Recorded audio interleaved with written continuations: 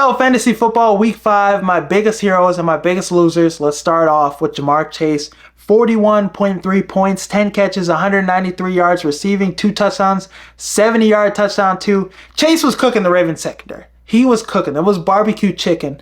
And he looked like the Jamar Chase we've, put up against Justin Jefferson as one of the best receivers in the league. And I think this kind of production is going to continue because that Bengals secondary is terrible. That Bengals defense is terrible. So Joe Burrow, Jamar Chase, they're going to have to put up big numbers week after week for them to get back into playoff contention and get back to having life in this season. So I think we could see another performance like this, and we can at least see him consistently be a 100-yard receiver, a 100-yard touchdown receiver every week. I could see that very much in the future for them because of the defense and how bad it is. And Joe Burrow, he looks confident. He looks like the Joe Burrow we've known before the injuries. Looks healthy. So yeah, I could see Chase continuing to have great production like this. Kirk Cousins had a great performance.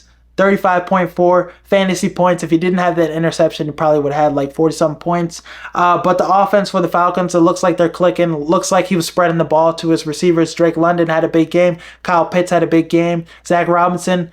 This offense is finally clicking on all cylinders. And I feel like this was the game, the breakout game they needed. 509 yards passing, 4 passing touchdowns. This was the game. Kirk Cousins looked like Peyton Manning in this game. So if you got Kirk Cousins, or if you need a starting quarterback, Anthony Richardson's your starting quarterback, Justin Fields, or another quarterback that's struggling, Trevor Lawrence, Kirk Cousins is your guy. He needs to be your starter, or you need to go out and trade for him because he could be a bench quarterback for another guy. I think Kirk Cousins will put up big production the next couple weeks. This Falcons offense is a lot to be excited about with them now. 6 receiving players got 60 plus yards in this game. So I don't see him having 509 yards passing again. I see him consistently having 300-yard performances down the road, week after week. Lamar Jackson was in MVP mode, 33.42 fantasy points this week, 348 yards passing, 4 touchdowns, 400 total yards, 55 yards rushing. He was elite.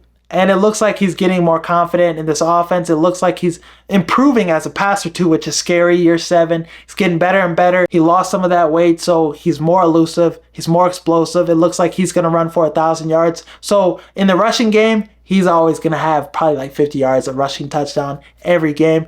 Chiefs game, he had 122 yards rushing, so he's going to have an impact in the rushing game more than he had last year. And in the passing game, Zay Flowers, the weapons, he's dispersing the ball to all of them. So I feel like consistently maybe 250 yards passing, 50 yards rushing game after game. So that's production you cannot ignore. If you got Lamar Jackson as your starting quarterback, he's going to continue to have that MVP level season. Now for my biggest losers this week in fantasy, Sam Darnold, back to earth performance. He looked human. 5.3 fantasy points this week. The Jets defense, they held him at check. He had, 0 touchdowns, 1 interception. He did not have an elite level performance this week. The Jets defense was able to figure out things with him. And it feels like defenses over the next couple weeks will figure things out with him.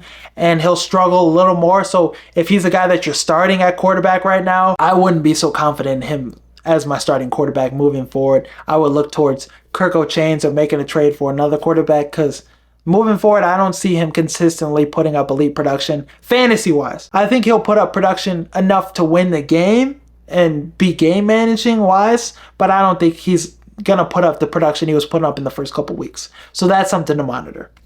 Deebo Samuel, 3 fantasy points this week, 1 catch, 3 targets, 11 yards, 9 yards rushing. Brandon Ayuk had a breakout performance. The performance we're accustomed to seeing from him. Elite receiver 1 performance. So Deebo Samuel, that is a little concerning. Deebo Samuel only getting 3 targets too, without some key weapons. Christian McCaffrey, you would think Deebo Samuel would be impacting the rush game, getting the ball to him, quick game, quick screens. That didn't really happen in this game against one of the worst defenses in the NFL, the Cardinals. A lot of offenses are having success against them, so that's something to be concerned about. But Deebo Samuel's still a really good playmaker for the 49ers offense, crucial playmaker for them. So maybe I would sit him this next week, but I wouldn't cut him or do anything irrational. That's all I got for my biggest fantasy heroes and my biggest fantasy losers. Let me know in the comments some guys that I forgot, some guys that had a great week for you, and some guys that had such a bad week for you, it cost you your performance and you're about to cut their ass. Let me know down below. As always, Peace. Some people thought the NFC North was going to be the worst division in football this season. They thought it was going to be as bad as the NFC South.